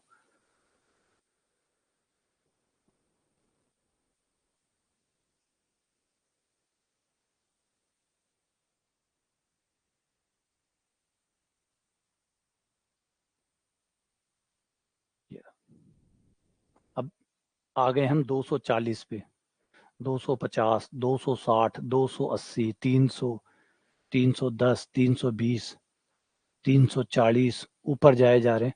और यहाँ अब ऐसे लग रहा है कि देखो, पता ही नहीं चल रहा कि रेड का कोई ग्राफ भी था क्या। ब्लू वाला रेड के ऊपर आ चुका है, ग्रीन वाला रेड के ऊपर आ चुका है, लेकिन फिर से वही बात है कि ये इसलिए गैप है इनके बीच में, इनके बीच में गैप है। थोड़ा सा जूम करके देखो, एक लेंस लाओ और लेंस ला के देखो, इनके बीच में गैप है, इनके बीच में जगह है। तो ये जगह कभी खत्म नहीं होगी। हाँ, हमारी आंखों की सीमाओं के बाद में हमें ये गैप नहीं दिखेगा, लेकिन गैप हमेशा बना रहेगा, है ना। तो ये जो गैप है, ये गैप हमें दिखना बंद हो जाएगा, क्योंकि हमारी आंखें ज़्यादा डिफरेंस नहीं कर पाती है। एक लिमिट के बाद में हमारी आंखों की सीमाओं से परे चले जाएंगे हम, और जैसे हम परे जाएंगे तो हमें ये लगेगा ओवरलैप हो गई है। ओवरलैप होने का मतलब ये एक दूसरे को टच कर रही है, जबकि वो टच नहीं कर रही है। वो गैप इतना कम हो गया है कि हमें देखने की जो क्षमता है उससे परे आ गया वो, है ना। आंखों की सीमा, इसीलिए तो गणित आंखों पे विश्वास नहीं करती। गणित आंखों, कान, नाक, गले पे विश्वास नहीं करती, क्योंकि ये तो भ्रम है। थोड़ी सीमाएं हैं इनकी, इनकी लिमिटेशन है। जैसे वो आप लिमिटेशन पार करोगे, ये आपको भ्रम करने दे शुरू कर देगी, हो जाएगा ना। जैसे आप जानते हैं कि वीडियो जो होता है वो वीडियो होता ही नहीं है, वो फोटोएं होती है। जो आप वीडियो देखते हैं वो एक्चुअली वीडियो नहीं होता, वो फोटोएं होती है। वो हर सेकंड 25 फोटोएं डालता है, क्रम से 25 फोटोएं डालता है, एक सेकंड में 25 फोटोएं डालता है। जैसे वो 25 फोटोएं डालता है, हमें वो चलता हुआ नजर आता है। जैसे वो बचपन में देखा, एक किताब होती है, उसके वो पन्नों को ऐसे धीरे धीरे ऐसे मोड़ता है, तो हमें चीज चलती हुई नजर आती है, जबकि हर पेज के ऊपर एक फोटो बनी हुई है और अगले पेज पे उसकी फोटो का अलग मूवमेंट है। इस वजह से जब सारी फोटो को वो एक साथ चलाता है तो हमें ऐसा लगता है कि व्यक्ति चल रहा है, जबकि वो चल नहीं रहा होता, वो फोटोएं होती है। तो क्योंकि हमारी आंखों की सीमाएं सिर्फ 20 तक ही डिफ्रेंशिएट कर पाती है कि फोटो क्या है, वीडियो क्या है। अगर पर सेकंड 25 से ज्यादा का रेट आ जाता है तो फिर हमारी आंखों को ये लगता है कि ये लगातार गतिशील है, कंटिन्यू है, जबकि वो कंटिन्यू नहीं होता, वो फोटोएं फोटोएं फोटोएं फोटोएं ऐसे होती है। अभी भी जो चल रहा है वो पर सेकंड आपको सिर्फ मेरी फोटोएं मिल रही है। आप मेरा वीडियो नहीं देख रहे हैं, आप मेरी फोटोएं देख रहे हैं। हर सेकंड 25 फोटोएं आप मेरी देखते हैं, यानी 60 मिनट में आप मेरी कितनी फोटोएं देखते हैं? 6 3 12, 1500। आप हर मिनट में मेरी 1500 फोटोएं देखते हो। और अगर आप मेरे से 1 घंटा क्लास ले रहे हैं तो आप लगभग लगभग 1 लाख फोटोएं मेरी देख रहे हैं, आप वीडियो नहीं देख रहे हैं। एक पूरे 1 घंटे के आप अंदर आप मेरी 1 लाख फोटोएं देखते हैं। अजीब है, 1 लाख फोटोएं, है ना। लेकिन यही सच है ना, यही सच है। सच यही है कि आप लोग 1 घंटे का वीडियो नहीं देखते, बल्कि 1 लाख फोटोएं देखते हैं। तो ये है अनंत स्पर्शी का काम। आ गया समझ में, है ना। रियलिटी वो नहीं होती ना जो आप लगती है, लगता है इसका मतलब रियलिटी नहीं है। लगता है इसलिए कि हम इस तरीके से बने हुए हैं, भगवान ने हमें इस तरीके से बनाया है। भगवान ने हमें इस तरीके से बनाया है कि चीजें हमें ऐसी ही नजर आती है ना। तो समझिए, हमारी मजबूरी है कि भगवान ने हमें बनाया है कि चीजें ऐसी नजर आती है। इसका मतलब ये नहीं कि रियलिटी ये है। इसीलिए तो हम रियलिटी को ढूंढते हैं, इसीलिए तो हम रियलिटी को ढूंढते हैं कि हमें जो दिख रहा है, जो समझ में आ रहा है, वो कुछ और है, जबकि हकीकत कुछ और है। जैसे मैंने अभी बताया कि आप चाहे कितना भी कर लें, आपकी आंखें हर टाइम आपको वीडियो दिखाएगी। आपको ऐसे लगेगा कि सब कुछ रनिंग में है, जबकि कुछ भी रनिंग में नहीं है। आप वही कर रहे हैं, आप हर सेकंड फोटो में देख रहे हैं, आप वीडियो नहीं देख रहे हैं। अब मैं चाहे कितना भी बोल दूं कि आप वीडियो नहीं देख रहे हैं, फिर भी आप वीडियो ही देख रहे हैं। आपको हमेशा यही लगेगा कि आप वीडियो देख रहे हैं। कारण है कि अब आपके जो सेंसेस है, जो आंखें हैं, उनकी सीमाओं से परे बात हो रही है। तो जब सेंसेस से परे बात हो रही है तो इसको सिर्फ दिमाग ही समझ सकता है, आंखें नहीं समझ सकती, क्योंकि आंखों की सीमाएं क्रॉस हो चुकी है ना, आंखों की सीमाएं क्रॉस हो चुकी है, इसलिए अब आंखें आपका साथ नहीं दे सकती। अगर आप अभी भी आंखों पे विश्वास करेंगे तो इस तथ्य को कभी नहीं समझ पाएंगे कि मैं आपको 1 लाख फोटोएं दिखाता हूं, ना कि 1 घंटे का वीडियो दिखाता हूं। आपको समझ में आएगा कि मैं आपको डेली 1 लाख फोटोएं दिखा रहा हूं, ना कि वीडियो दिखा रहा हूं। ये सिर्फ आपका दिमाग समझ सकता है, आपकी आंखें नहीं समझ सकती। तो यही हकीकत है ना। तो बहुत अच्छी सी चीजें हैं ये, अनंत स्पर्शियां शाखाएं हैं जो उसके साथ साथ अनंत तक चली जा रही है। आओ आगे बढ़ते हैं।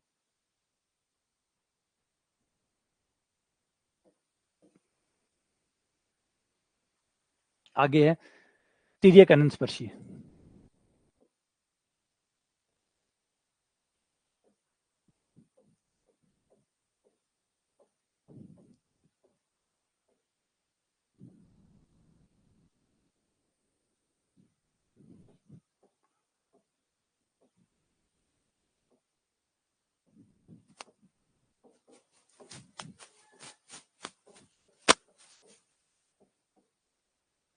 ऑब्लिक एसिम्पटोट्स, तिर्यक अनंत स्पर्शी।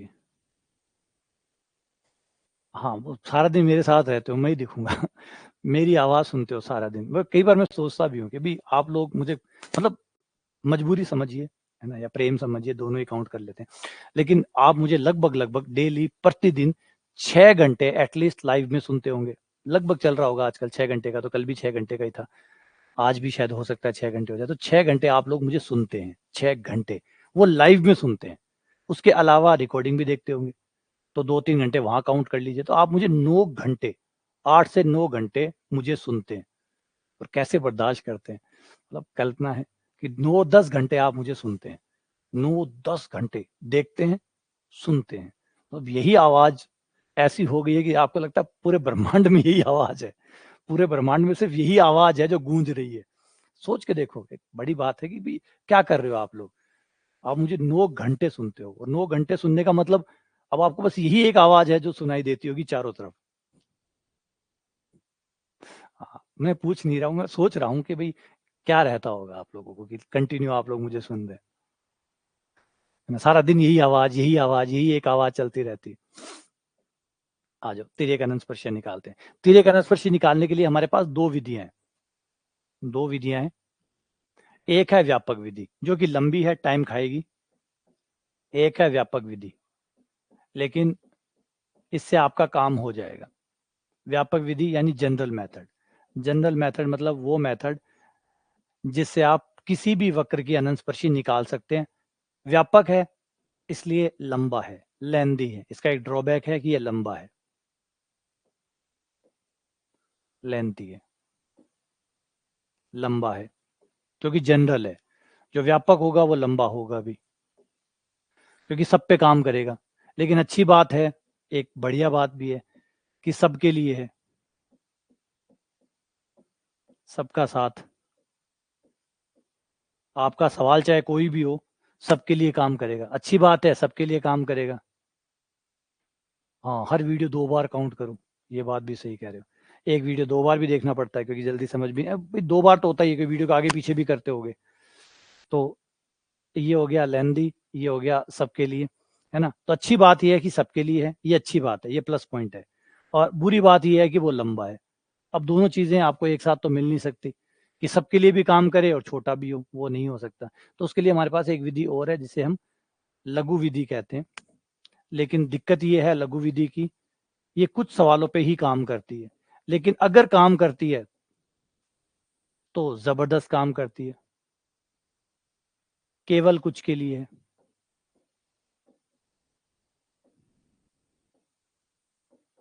सबके लिए नहीं है, ये इसका नुकसान है। लेकिन जब काम करती है तो ये शॉर्ट है, बहुत छोटी है, जल्दी आंसर पे पहुंचा देती है। तो हर चीज का एक, है ना, दो पक्ष होते हैं, एक ब्राइट है एक डार्क है। तो इस लघु विधि का भी है कि भी अगर काम कर गई, काम कर गई तब तो बहुत शॉर्ट है, लेकिन काम करेगी इस पे डाउट है। कब काम करेगी, कभी नहीं करेगी, कभी धोखा भी दे सकती है, कभी कोई सवाल पे नहीं काम करे, ऐसा भी हो सकता है, कई सवाल पे काम भी करे। तो इसलिए आपको दोनों ही पढ़नी पड़ेगी, क्योंकि जब लगे ये काम करती है तो ये बहुत बेहतर काम करती है, जब ये नहीं करती तो आपको ये भी करनी होती है। तो हम दोनों ही विधियां पढ़ेंगे, व्यापक विधि भी, जब कोई उपाय नहीं बचा तो इसको लगाएंगे, और जब उपाय बचेगा तो लघु विधि लगाएंगे। ठीक है, ठीक है, मैथ्स में रहना ज़्यादा ठीक है। एक इंपॉर्टेंट चीज़ कहा जाता है कि अगर आप सारा दिन पढ़ नहीं सकते, अगर आप सारा दिन पढ़ नहीं सकते तो अपने आसपास का माहौल ऐसा बना लीजिए जो पढ़ाई जैसा हो, पढ़ाई जैसा माहौल बना लीजिए। आप अपने ऐसे दोस्त बना लीजिए जो पढ़ते हों, जो वही कंपटीशन की तैयारी कर रहे हैं जो आप कर रहे हैं। तो फिर क्या होगा कि अगर आप बात भी कर रहे हैं तो भी आप पढ़ाई कर रहे हैं। भाई अगर 24 घंटे पढ़ाई संभव नहीं है, ये सब जानते हैं कि 24 घंटे पढ़ाई संभव नहीं है, तो माहौल तो ऐसा बनाया जा सकता है ना जो पढ़ाई जैसा हो, जहाँ पे सारा दिन डिस्कशन ही चल रहा हो, जहाँ नॉर्मल बातचीत भी जो होती होगी वो पढ़ाई को लेके ही होती होगी, जहाँ नॉर्मल चीजें जो आप कर रहे हैं वो सब चीज उसी के बारे में होती होगी, आपके लक्ष्य के बारे में ही बात चल रही होगी। तो माहौल तो बना सकते हो ना। भाई पढ़ाई नहीं कर सकते, वो ऑब्वियसली बात है, उसकी एक लिमिट है, लेकिन माहौल तो बनाया जा सकता है ना। तो माहौल बना लो, वो फिर आपको 24 घंटे पढ़ाएगा। जैसे मान लो अभी आप कह रहे हो वीडियो देखते हैं, रात को भी वीडियो चल रहा है नींद में भी, तो वो भी एक प्लस पॉइंट हो गया। रात में रिवीजन हो रहा है, नींद में रिवीजन हो रहा है, दिन में पढ़ते हो, तो अपना एक माहौल बन जाता है। हाँ,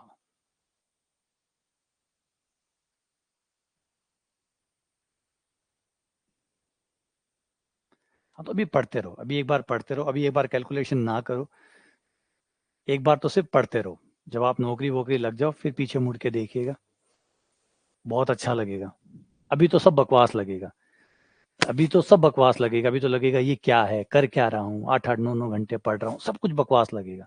फिर जब आगे पहुंच जाओगे, फिर पीछे मुड़ के देखोगे तो बहुत सुहावना लगेगा कि कमाल कर दिया मैंने, मैंने वो कर दिया जो हर कोई नहीं कर सकता था। फिर पीछे मुड़ के देखोगे तो लगेगा कि हर मौके ऐसे आए थे जहां पे हर क्षण पे लग रहा था कि छोड़ दूं, छोड़ दूं, छोड़ दूं, लेकिन मैंने नहीं छोड़ा, है ना। पीछे सबको लगता ही है, ये कोई बात आपके अकेले की नहीं है। अगर आप ये सोचो कि बस मुझे लग रहा है, तो जो भी बंदा आज अपने शिखर पे बैठा है उसकी जिंदगी बहुत बोरिंग है।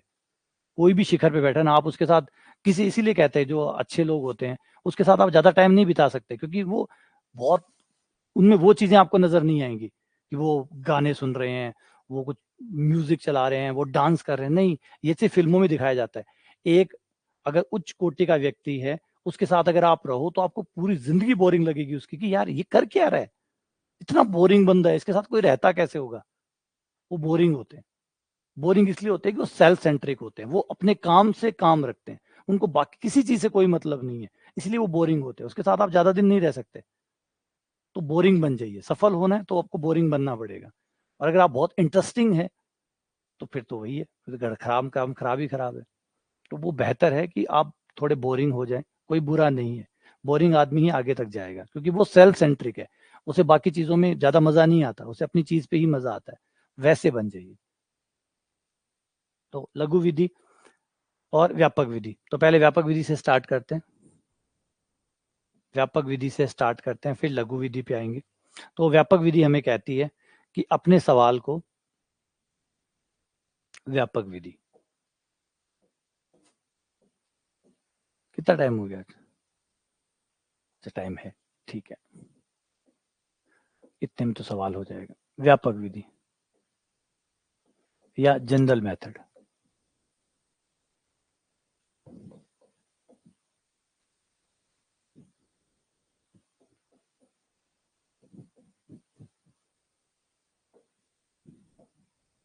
पहले आपको क्या करना है, अपने सवाल को लेना है। आपका जो भी सवाल, जो भी समीकरण वक्र का दिया गया उसे लेना है, और उसे घात के अनुसार क्रमबद्ध करना है, घात के अनुसार क्रमबद्ध करना है, घात के अनुसार क्रमबद्ध करिए। तो नंबर 1 पॉइंट, समीकरण को घात के अनुसार क्रमबद्ध करो।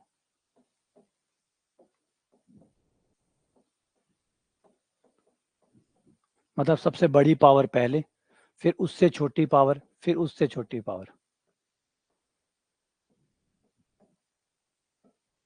सबसे पहला ये काम करना है। आपका जो भी समीकरण है, जो भी समीकरण है उस समीकरण को पावर के हिसाब से क्रमबद्ध करिए। सबसे बड़ी पावर, फिर उससे छोटी पावर, फिर उससे छोटी पावर, फिर उससे छोटी पावर। एक एग्जांपल ले लेते हैं। जैसे y cube minus x y square minus x square y plus x cube plus x square minus y square minus 1 बराबर 0। अब इसमें देखो ये पावर के हिसाब से पहले से ऑलरेडी सेट है, पावर के हिसाब से ऑलरेडी सेट है। तो देखो ये 3 पावर का है, ये 3 का है, ये भी x पे 1 है y पे 2 है, तो टोटल तो 3 काउंट होगी। ये भी 3 पावर का है, x पे 2 है y पे 1 है, तो टोटल पावर 3। इसमें टोटल पावर 3, इसमें पावर 2, इसमें पावर 2, यहाँ कोई एक्स वाई नहीं है, तो ये हो गया 0 पावर का, ये 0 पावर का हो गया। तो हर पद जो है उसकी पावर देख लो कितनी कितनी है। फिर ये देखो कि बड़ी पावर कितनी है, वो है 3। 3 पावर वाले एक साथ होने चाहिए, फिर 2 पावर वाले एक साथ, फिर 1 पावर वाले, और फिर अचर पद 0 पावर वाले। तो यहाँ 3 पावर से स्टार्ट है, कोई 4 पावर से भी हो सकता है। तो पहले 4 पावर से स्टार्ट है, तो 4 पावर वाले एक साथ, 4 पावर वाले एक साथ, फिर 3 पावर वाले एक साथ, फिर 2 पावर वाले एक साथ, फिर 1 पावर वाले एक साथ, और फिर अचर पावर वाले एक साथ। इस तरीके से आप इनको अलग अलग अलग ग्रुप बना देंगे। ये 3 पावर वाले एक साथ, इनका नाम रखिए फाई 3। 3 पावर वालों का नाम फाई 3, फाई 3।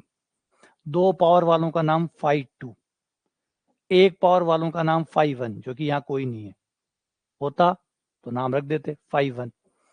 0 पावर वाले का नाम फाई 0। इस तरीके से हर पावर के लिए अपना एक खुद का फलन बन जाएगा, अलग अलग करके। फाई 4, फाई 3, 3 पावर वाले फाई 3, 2 पावर वाले फाई 2, 1 पावर वाले फाई 1, और 0 पावर वाले फाई 0। ठीक है, फिर आपको ये करना है स्टेप नंबर 2, सबको अलग अलग कर लिया। नंबर 2, x की जगह 1 रख देना है, और y की जगह m रखकर अलग अलग कर दो। फाई 0, फाई 1, फाई 2, इन सबको अलग अलग कर दो।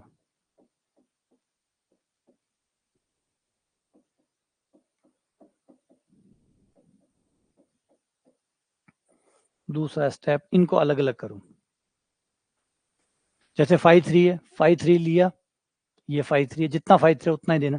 फाई 3, फाई 3 में x की जगह 1 और y की जगह m रख दो, तो आपका फाई 3 बन जाएगा phi 3 m cube minus x की जगह 1 और y की जगह m, तो m स्क्वायर, x की जगह 1, y की जगह m, m, x की जगह 1। तो ये फाई 3 हो गया। अब फाई 2 ले लो, फाई 2, फाई 2 ये रहा, इसमें भी x की जगह 1 और y की जगह m, ये फाई 2 हो गया। फिर 1 पावर वाला, 1 पावर वाला यहाँ कोई नहीं है, कोई नहीं है, तो फाई 1 बराबर 0। 0 पावर वाला, 0 पावर वाला है -1। ये लो, सबको अलग अलग कर दिया, x बराबर 1 और y बराबर m रख के। जो फाई 3 है, फाई 2 है, फाई 1 है, फाई 0 है, अलग अलग कर दो। जो भी अलग अलग उनको अलग अलग सेट कर दो। फाई 3, फाई 2 आ जाएगा धीरे धीरे, चिंता ना करो, 1-2 सवाल करेंगे सब समझ में आ जाएगा, है ना। एक सवाल अभी कर रहे हैं, तो धीरे धीरे जब चलेंगे, इसको बार बार देखोगे तो चीजें समझ में आ जाएगी। ये हो गया फाई 3, 3 पावर वालों को फाई 3, 2 पावर वालों को फाई 2, 1 पावर वालों को फाई 1, और अचर पद को फाई 0, और x बराबर 1 रख दिया, y बराबर m रख दिया।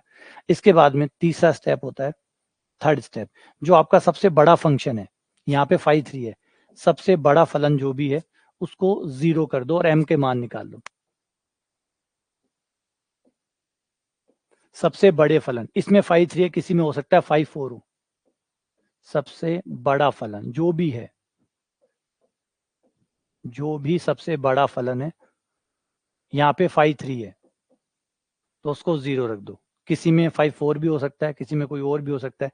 यहाँ पे फाई 3 है, तो फाई 3 को 0 रख दो और m के मान निकाल लो। ये फाई 3 रहा, m cube minus m square minus m plus 1, m cube minus m square minus m plus 1 बराबर 0, और जोड़े बना लो। ये दो एक साथ, ये दो एक साथ, m स्क्वायर कॉमन, ये हो गया m माइनस 1,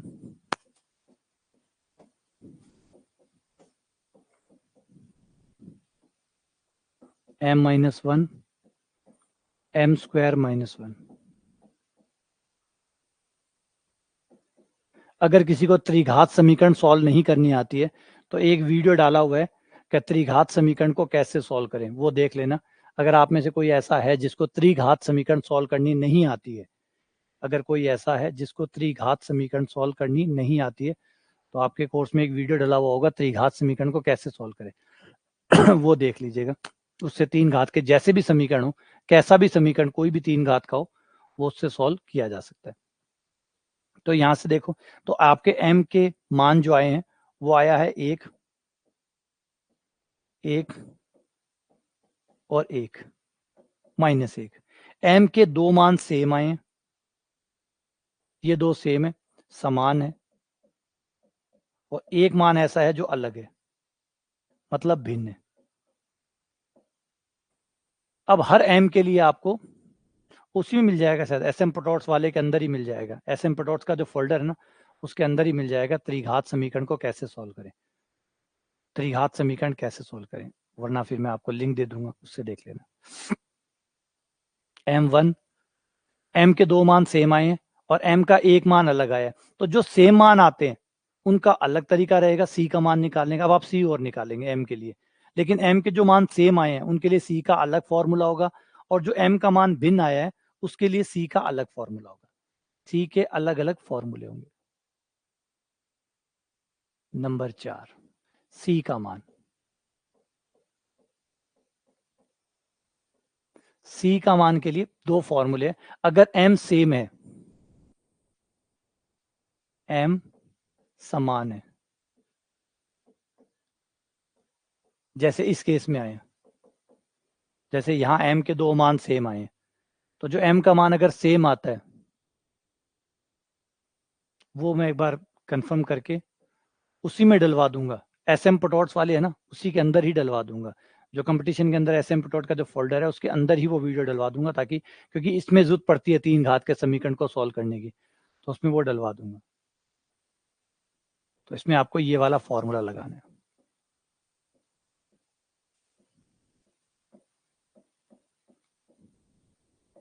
समान के लिए ये वाला फॉर्मूला लगाना है, जो m समान है उसके लिए ये वाला लगाना है, और जो m भिन्न है, अलग m है, उसके जैसा कोई और नहीं आया है, उसके लिए ये वाला फॉर्मूला लगाना है।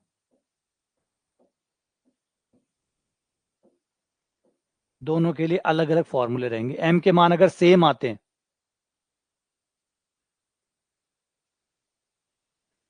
सेकेंडरी वाले में है क्या, मैं डलवा दूंगा उसके अंदर, या आपको लिंक भिजवा दूंगा, वहां से देख लेना। तो ये हो गया, m के मान अगर सेम है तो ये हो जाएगा, और m के मान अलग है तो ये लग जाएगा। आप दोनों में से कोई एक आपको यूज करना है। अगर m के मान सेम है, जैसे अब ये दो सेम आए, तो इसमें यहाँ से c निकलेगा, और ये m का मान अलग आया है, इसके जैसा कोई और नहीं है, ये इकलौता है, तो जो इकलौते हैं उनके लिए ये लगेगा। जो कई आ रहे हैं, एक जैसे कई आ रहे हैं, तब तो ये लगाना, और m का मान भिन्न आए, इकलौता ही आए, तो उसके लिए ये लगाना है ना। तो यहाँ पे मान रखो, कैसे मान रखा जाएगा, सी स्क्वायर बट्टा 2 five double dash, five double dash का फाइव थ्री डबल डैश का मतलब है दो बार अवकलन करो, दो बार अवकलन करो, फाइव थ्री का दो बार। तो फाइव थ्री का पहली बार अवकलन करूंगा, फर्स्ट टाइम, तो अवकलन करने पर m के साथ करना पड़ेगा क्योंकि m के रूप में है ये, तो ये आ जाएगा 3m स्क्वायर माइनस का 2m माइनस का 1, five three double dash 6m minus 2,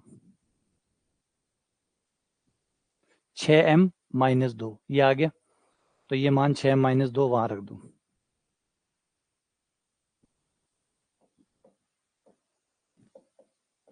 plus c five two dash, five two dash, ये रहा फाइव टू, और फाइव टू डैश निकालो, अवकलन कर दो, तो आ जाएगा माइनस का 2m, ये माइनस का 2m वहां रख दिया।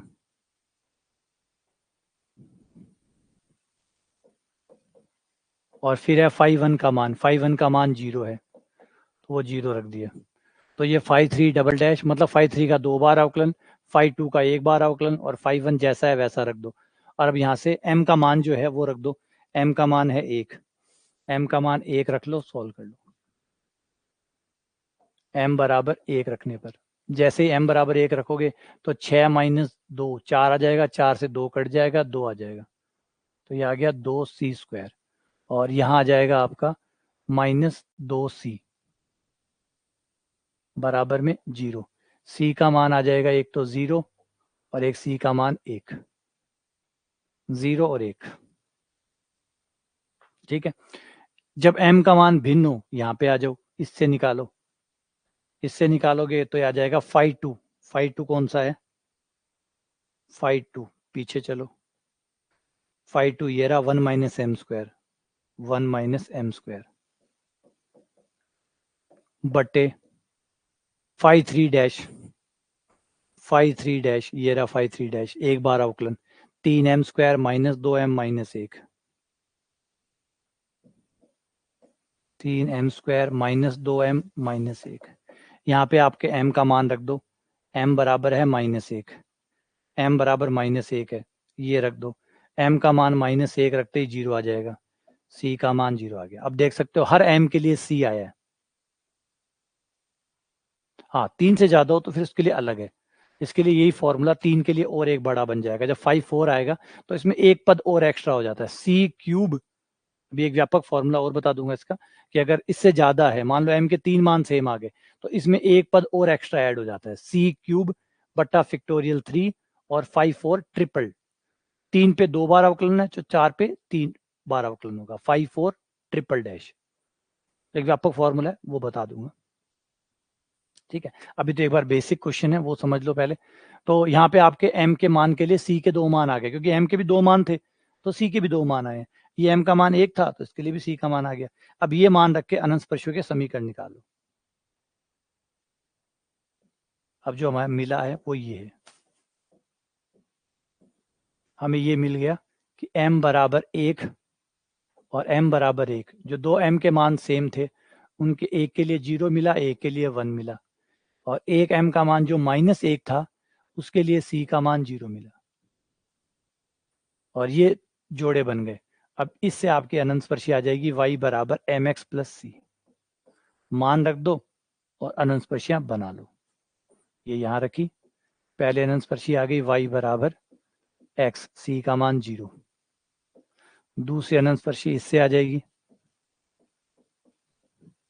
m का मान 1, c का मान 1, y बराबर x प्लस 1।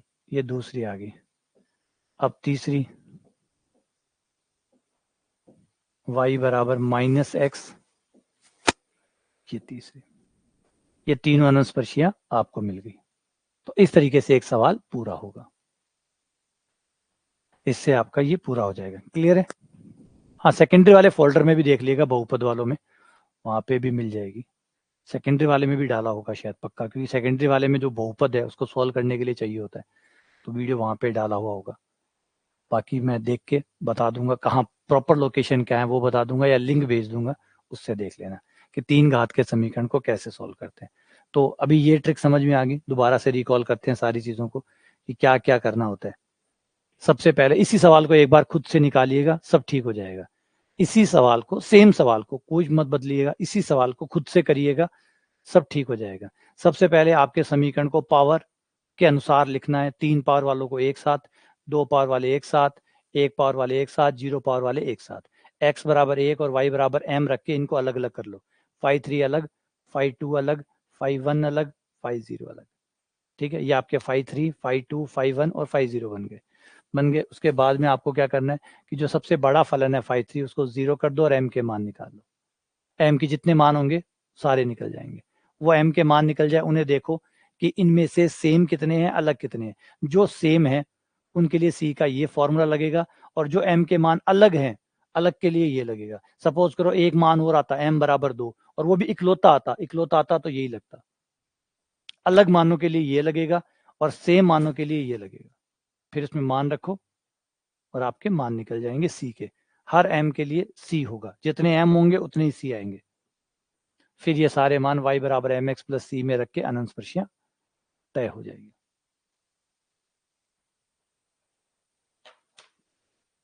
तो ये व्यापक है, इससे आपके अनंत स्पर्शियां किसी भी वक्र की कैसी भी अनंत स्पर्शियां हो वो होंगी, वो सारी इससे निकल जाएंगी। क्लियर है? आगे समझे?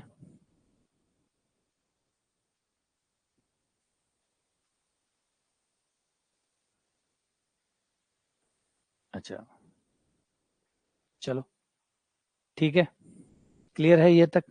इस सवाल को कुछ और एक्स्ट्रा मत करिए, इसी को थोड़ा सा पढ़िए। समांतर अनंत स्पर्शी वो वीडियो देख लीजिएगा। एक तो अनंत स्पर्शी वाला जो डिटेल वीडियो है ना, थ्योरी का एक डिटेल वीडियो है, वो देख लीजिएगा, क्योंकि थोड़ा बहुत वहाँ अलग तरीके से पढ़ाया हुआ है और अलग तरीके से पढ़ाते हैं। जैसे आज है, आज कोई और मूड में पढ़ाता है बंदा, या अलग टोन होती है, या अलग तरीके से पढ़ाता है। किसी दिन कोई और तरीके से पढ़ाता है, तो किसी दिन आपको, आप लोग सारा दिन वीडियो देखते हैं, आप देखते होंगे कि एक व्यक्ति की अलग अलग टोन होती है। किसी दिन वो कैसे पढ़ा रहा है, किसी दिन आज सेम यही अनंत स्पर्शी का टॉपिक अगर मैं शाम को दोबारा पढ़ाऊं या कल सुबह दोबारा पढ़ाऊं, तो आज जैसे पढ़ाया वैसे नहीं पढ़ाऊंगा, कुछ और होगा। कल कुछ और तरीका होगा पढ़ाने का, या कुछ और दिमाग में बनता है। आप जिसमें से जो टीचर रहे हुए हैं उनको पता होगा कि आदमी हर दिन कुछ ना कुछ अलग तरीका उसमें ढूंढता रहता है कि चलो आज ऐसे पढ़ाएंगे, आज इस तरीके से शुरू करेंगे, आज इस तरीके से इसको आगे बढ़ाएंगे। जब आप मेरे डिटेल लेक्चर, सेम अनंत स्पर्शी का ये लेक्चर है, इसका डिटेल लेक्चर जाके देखिए, उसमें कोई और तरीके से समझाया हुआ होगा, कुछ और तरीके बताया तो यही है, चीजें यही है, लेकिन बताने का तरीका अलग रहा होगा, है ना? तो कहीं से जहां से भी अच्छा समझ में आए, कुछ यहाँ से अच्छा समझ में आएगा, कुछ वहां से अच्छा समझ में आएगा, कुल मिला के समझना ही तो है ना, तो आप वहां से समझ लीजिए।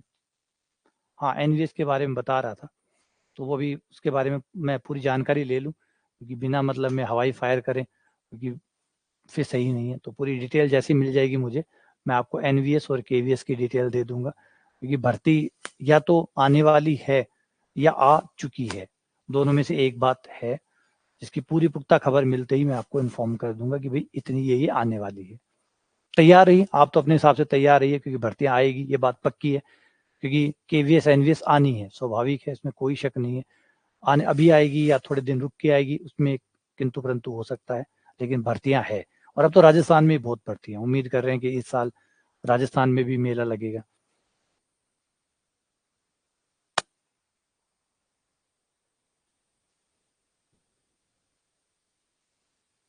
ठीक है, चलो मिलते हैं आप लोगों से अगली क्लास में। डीएसएसबी का देखो कोई सिलेबस नहीं है, डीएसएसबी का कोई सिलेबस नहीं है। वो कोई कह रहा है डीएसएसबी का सिलेबस पहले करवा दो, तो मुझे आप बता दो डीएसएसबी का सिलेबस है क्या? सब है डीएसएसबी में। डीएसएसबी में तो जो हम छोड़ेंगे ना वो भी डीएसएसबी में। डीएसएसबी का कोई सिलेबस नहीं है। डीएसएसबी ने ये कहा हुआ है कि जो भी ग्रेजुएशन में आता है, जो भी ग्रेजुएशन में आता है पूरे भारत भर में, वो सब डीएसएसबी में, वो सब डीएसएसबी में। तो डीएसएसबी का कोई पैटर्न नहीं है, कोई तरीका नहीं है। डीएसएसबी कह रहा है कि भाई जो ग्रेजुएशन में आता है, चाहे दिल्ली यूनिवर्सिटी में आए, चाहे राजस्थान में आए, चाहे हरियाणा में आए, चाहे पंजाब में आए, चाहे आईआईटीज में आए, जहां भी ग्रेजुएशन में जो कुछ भी है वो सब सिलेबस में है। तो अनंत स्पर्शी जो पढ़ रहे हैं ये भी डीएसएसबी में, डीएसएसबी में सब है। तो आप बता दो कौन सा सिलेबस है डीएसएसबी का? ये आप लोगों ने पढ़ा है, देखा है, देख लो, नोटिफिकेशन आया हुआ है आप लोगों के पास, पढ़ लो और देखो उसमें सिलेबस क्या कहा हुआ है। उसमें सिलेबस में यही कहा हुआ है कि जो भी आपने ग्रेजुएशन में पढ़ा है, जो भी पढ़ा है, जो ग्रेजुएशन लेवल में जो होता है वो सब पूछेंगे। तो जो भी मैं पढ़ा रहा हूँ ये ग्रेजुएशन लेवल में है, ये भी पेपर में आएगा। तो इसलिए जो चल रहा है वो सब कुछ डीएसएसबी में सब आएंगे। डीएसएसबी के सिलेबस के मुताबिक इतना खुला शब्द छोड़ दिया कि उसमें सब कुछ आ गया। आप जो पढ़ेंगे वो डीएसएसबी में। ठीक है, चलो मिलते हैं आप लोगों से।